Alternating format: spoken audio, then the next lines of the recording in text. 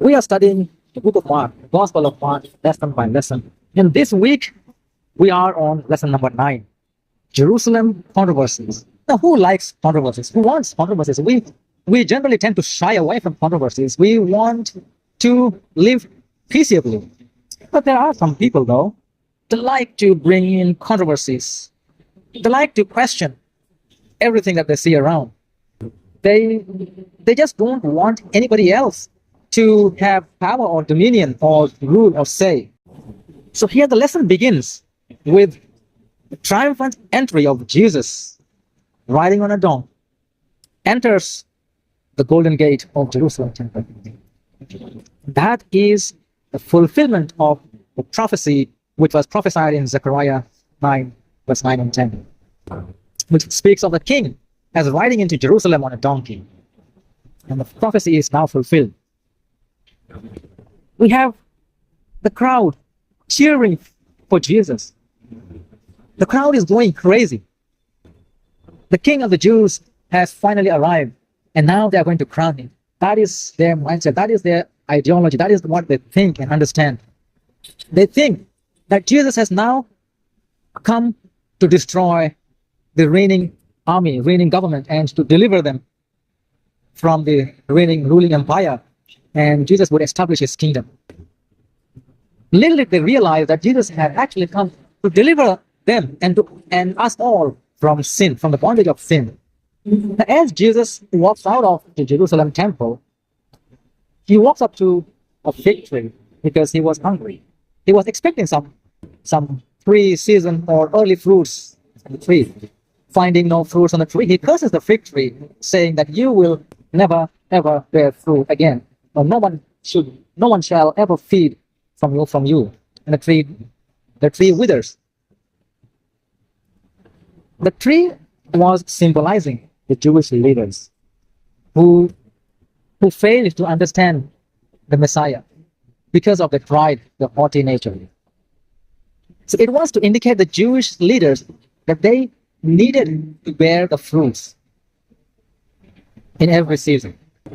It's something that we learn. That we come to Sabbath school, we come to church, or we come to the temple. Why? Why do we come to the Sabbath school? Why do we come to the temple or to the church? We come to the temple not to oppress anyone, not to show that we know more than somebody else, not to criticize someone. We come to the church, we come to the Sabbath school to learn from each other. We learn from the scriptures. Some may be learned, some may be scholars, some may be PhD, MA, religion. Some may be just simple farmers, but even the farmers are children of God. God can reveal his secret, his truth, even to the farmers.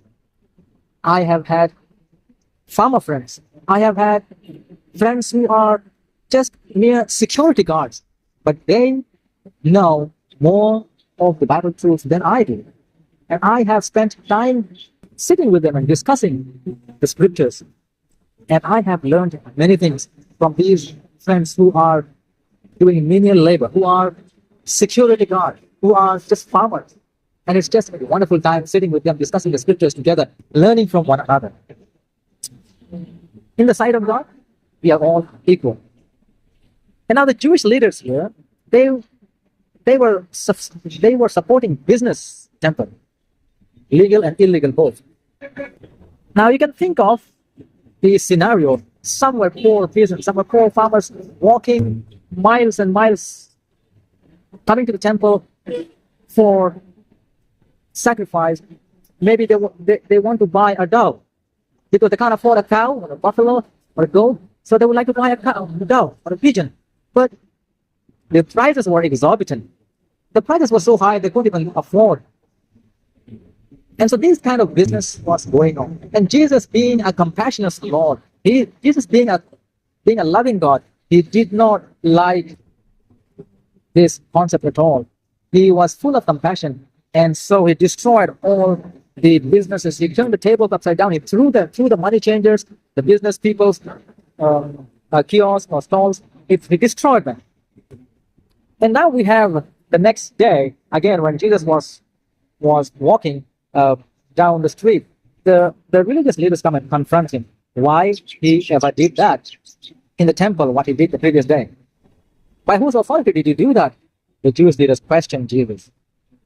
But Jesus refuses to answer them, or he dismisses their question by asking them another question regarding the baptism of John the Baptist. He asks them, who was John the Baptist? Was he a sent of God, or was he sent from a human being? Of course, they might as well know the answer, but since they denied John the Baptist vehemently, they would not like to answer, because if they said John the Baptist was sent of God, then Jesus would question them, why didn't you follow him? Why didn't you obey him? Why didn't you believe him? And if they said that John the Baptist was of men, there was a crowd waiting. The crowd loved John the Baptist. He had a lot of followers. The crowd would go berserk. There would be a riot. The Jewish leaders were scared, and they simply said, we don't know. That gave an opportunity to Jesus to refuse to answer their question. So we see that the Jewish leaders always brought some or the other kind of controversies in the life of Jesus, always surrounding him with questions, always looking for a way to trap him and to arrest him and to disrupt his ministry. Earthly duties and heavenly outcomes. We on earth have duties. We have the commandments to follow. At the same time, we have the political leaders whom we must obey. But what did Peter say? We need to obey God rather than men. Meaning to say, if the political powers are trying to supersede the religious powers, religious practices, we need to obey God rather than. Church is its own identity. Church is its own government. The society or the police or the government or the state has its own law, has its own sphere. These two spheres should not mingle. If everything is according to the scriptures, yes, they can work together hand in hand, but the politics always goes against the scriptures. That's what we have known, that's what we have learned.